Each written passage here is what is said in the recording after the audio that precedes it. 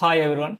In this video, I am going to solve the SQL problem, which is nothing but write a SQL query to calculate sum of the top to highest marks for each students. In this database, we have table like this. From this table, we have to find out the sum of the top to highest marks for each students. First, let me write the query. After that, I will explain each line step by step. So for that, I am writing the query like this.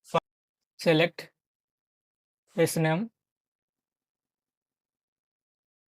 marks, row number over for December name. We have to give here alias for this row number. I am giving here RN from student table. Actually, this is the subquery. First here I am selecting student name marks. After that row number, which is just three things. First one is the partition by. The partition by class grouping rows logically based on the student name. I will show you how does it work. In the first partition, it grouping all rows of the student one. In the second partition, it will groups all rows of the student one. Similarly for third student also. After that, this order by class arranges marks in descending order from highest marks to lowest marks within each student. We can see like this. This order by class arranges like this. First one is the 90 marks. Since 90 is the highest marks, it will keep in first. After that, 78. For student 2, it will first keep the 85. After that, 80. Like that, order by class does. Then this row number window function assigns row number to the each row within each student like this. We can see here for first student it assigns 1 2 3. For second students again it starts from 1 2. For third student again it starts from the 1 2. Like that row number assigns the row number to each student. Once we complete that, we can check this subquery how does it works. If we run the subquery, it will show you table like this. So we can see here first partition by class grouping all rows based on the student name. Then order by class arranges marks in descending order. We can see here for student 1, 90 is the highest marks. Because of that, it keeps 90 at first place. After that, we have 78. Similarly for student 2, 85 is the biggest value. So it keeps in the first place. After the row number window function assigns row number to each row 1 2 3. After that for student 2, 1 2 3.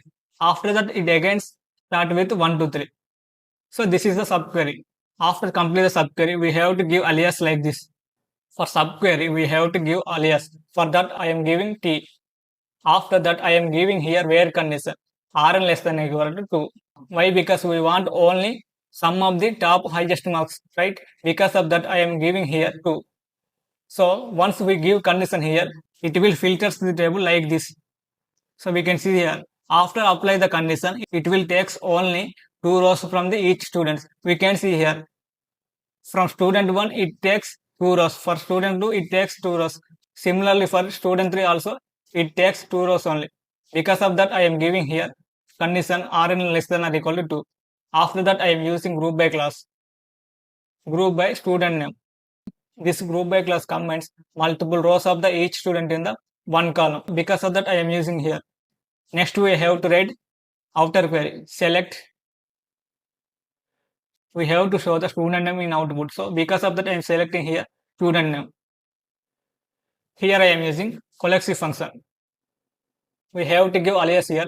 Since we are going to find the sum of the top to highest marks, because of that, I am giving here top to sum from this subquery. So you might get doubt about this function.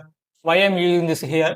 I am using this collective function here because in this table in marks column we have null values, right? So when you get null values, that time instead of null values I want to get 0. Because of that I am using collective function. I will explain how does it work. When you have values inside of the collective function like this, we get first non-null value. So non-null value is nothing but 80. We can see here first we have null 80 90. Since 80 is the first non-null value, because of that we got here 80.